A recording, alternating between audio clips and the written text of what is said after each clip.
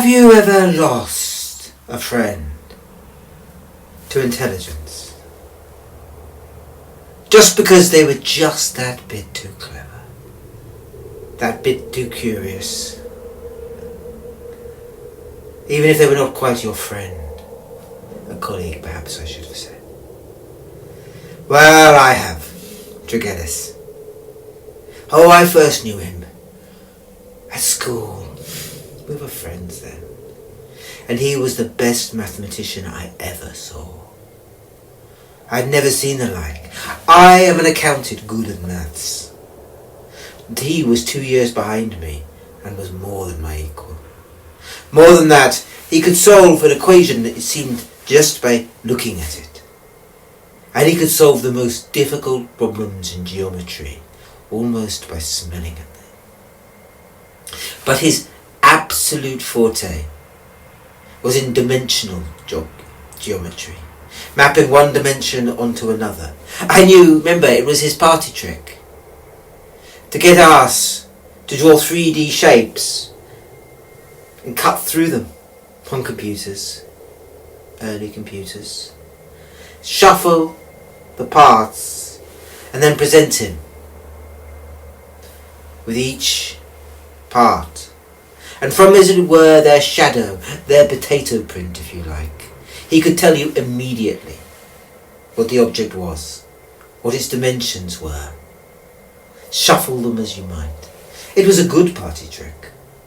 Hard to explain perhaps now, but remarkable. I remember, as I was leaving university, he joined, having taken a year off. And soon I heard of his name in my final year as a master of matrices, a man whose future was certain. And then I heard nothing more. He disappeared from the university lists in Cambridge. I wondered if he had gone to Oxford or America. But I really heard nothing. Until about 5 years ago, he looked me up. He wanted to talk to me about his ideas about entanglement. Oh, you know that strange idea that electrons, once they crossed each other's path, would remember, wherever they were in the universe, their shadow one to the other. It's an idea that's broken many a mind. But then those minds were not as brilliant as Tynderos. But he had gone strange in the years I hadn't seen him. Peculiar. Obsessed not just with physics, as it cast its shadow, he said, upon maths, but all the more with the occult, with how you could explore other dimensions through understanding those creatures that lived in them. Creatures, he said, that do not necessarily follow our rules, that are not bound by time. I remember he said, "Do you not see, Julius? Do you not understand? There lies a geometry beyond all form, beyond that point of bifurcation where the 4 temporalities we know meet, beyond the next point where chance moves apart from what we know. Beyond all that, at the very meeting point of all the dimensions that we understand as creation, there lies a single point, and that point is alive, and in that life all things follow. From that life, life teems, a property innate in the universe." Now, I had heard this before. It was just a 17th century rationalism wrapped in you. I told him as much, and he grew angry. And so I asked him about his experiments in geometry, which I knew had continued. And he said they were remarkable, that he was starting to be able to map from its shadow in our dimension, the 4th dimension, and beyond that explore the 5th. And by some powers, by the machines he was building, by the runes he was learning, he was sure he was going to follow life back to its root.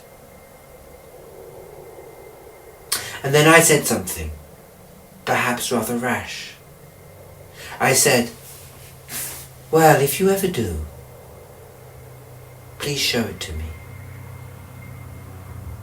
I would bear witness with you of whatever it is you found. And he looked at me strangely,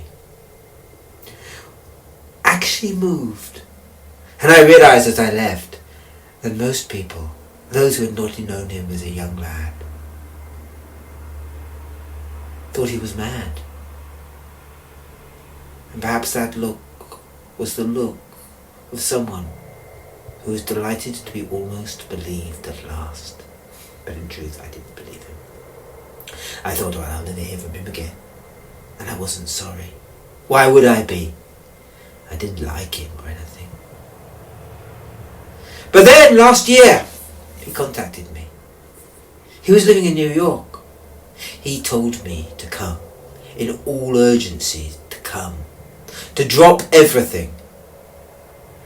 Well, I waited. I took the first liner across the great sea. I do not fly. And so I arrived 3 weeks later at his apartment. I knocked on the door. There was a strange smell, a heaviness in the air, as if around his apartment thunder lurked, if nowhere else, and nothing. And I thought to myself, how rude. I left him a note. The next day, he called me in my hotel and said, could I come round? And he was very sorry that he wasn't there yesterday, but it was the day he was doing the experiment. And if he had known, he would have told me not to come. If he had known I was there. If truth be said, I didn't know exactly when I would have docked. So I came. Now his apartment seemed stripped bare, peculiarly bare, as if he had taken out some big apparatus.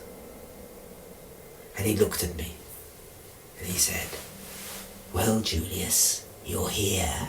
Do you want to do it then? Do you want to see what I have seen, to hear what I have heard? And I said, how can I possibly answer that question? I don't know. Well, I've done it. I've built the apparatus. I've stepped outside the circles of time, beyond the crystallizations of chance, to that strange geometry, all angles, edges, points, meeting planes that cannot be imagined. I've seen it. Well, do you want to describe it? I cannot remember. Only an image. Then why did you ask me to come at all? If you've had a bad dream because you've eaten pickles, don't go blaming me. And he looked at me strangely and he said, do you think I would have gone if I hadn't have solved that problem? I know how to record it. I have forgotten because I stepped beyond time, and beyond time there is no memory. Oh, how convenient. Can I see at least your apparatus? Oh, no. You can't see it. I'm not going to show it to you. Not until I've tested it some more and know its truth and virtue. And then maybe I'll show it to you and to all those who've looked at me as a madman. But not yet. Then again, why have you asked me to come all this way? Because, although I'm not going to show you how I did it, I can tell you what I did. I recorded it. What? Well, you did not think I would go without having a device to record in that strange dominion beyond time. I had a headpiece into which you spoke. No, which read my thought as truly as you read my words. Now I knew that Dragelis had been part of some research project some years before reading minds. I had ignored it. I ignore things like that. But it was meant to have done better than most people, so I didn't totally dismiss what he said. He pulled out then a device, I don't know what it was, but it was clearly once devised on a head, and he plugged it into a computer and ran programs I recognised. They were to decode matrices, the kind of programs he used to use when he was translating one form into another, one rhythm into another, when he was compressing dimensions down and down and down, and I saw him do it again and again and again. And he was the master of these transformations. He was taking some pattern and resolving it, until at last he said, "Ha ha!" And he pressed up the strangest button of all. He pressed play, and out his voice came, "I have stepped, I have stepped, I have stepped, I have gone, I have stepped beyond our dimensions. I see the universe crystallize in the medium of chance. I see chance, I feel it, I see all the universes that can be. I see the worlds, I see them. I step beyond the angles. It is as I said, that weird geometry by which electrons are spliced, by which they point charge, they move in and out of our world and into theirs. Entangled? No! Caught up! Connected! Only in ours are they separated. I see them, and I step beyond. Beyond. Where? To that point all chance meets. Beyond. To that point all points meet. To that world of shifting shapes, where there are no curves, where there is no shortcut, where all is jagged, rugged, angles impossible, angles that plunge into corners that cannot be, into a sharpness beyond sharpness. They've seen me! That which lies beyond life, its root, has seen me! They come for me. They've smelt my living blood and hated. I must flee. Ah! And with that sudden scream it ended. And I looked at him, and he looked thoughtful. And then he said to me, "So it wasn't quite a nightmare. What does it mean they'll come?" "The creatures, I guess. The Hounds of Tynderos, I would call them." "What?" "The hounds that lie beyond time. Those creatures that hunt down life, that they spawned once and regret." "But Dragelis, what will you now do? Are these creatures going to be able to find you?" "I think not, but I will make sure not. I have read wise tomes from the ancient Arabs, who I have reason to believe knew of this strange geometry and drew it in their elaborate patterned paintings. So I know how to avoid it. I shall build a room of curves. I shall make this room utterly spherical. I shall be safe. I'm sure they will not hunt me long, for they have many concerns, those creatures that lie beyond."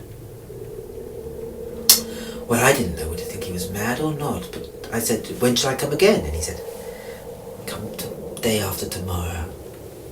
Come then." So I spent a very agreeable day going around the Metropolitan Museum of Art, utterly beautiful, looking at all the ancient Egyptian artifacts, and remembering. Well, the next 2 days later I arrived. I knocked upon the door, and he let me in, and the room had totally changed. It was utterly bare, and he had plastered all the walls until he was living in a white sphere. I saw even the door I had come through had had plaster put on it, and fastened well. And I said, "What? You're sleeping in a white sphere?" And he said, "Yes, they cannot come in. They cannot come in. They will not come in. I can hear them. I can hear them when I sleep. When I dream, I must not sleep. I must not sleep. I must not dream, for they call to me. They call to me. They call to me across the worlds. But in my sphere, and awake, if only I can stay awake long enough, in my sphere, I am fine, I tell you. I am fine." Well, I did not like to stay him over long. He was urgent and was drinking, I saw, black strong coffee and others to keep him endlessly awake.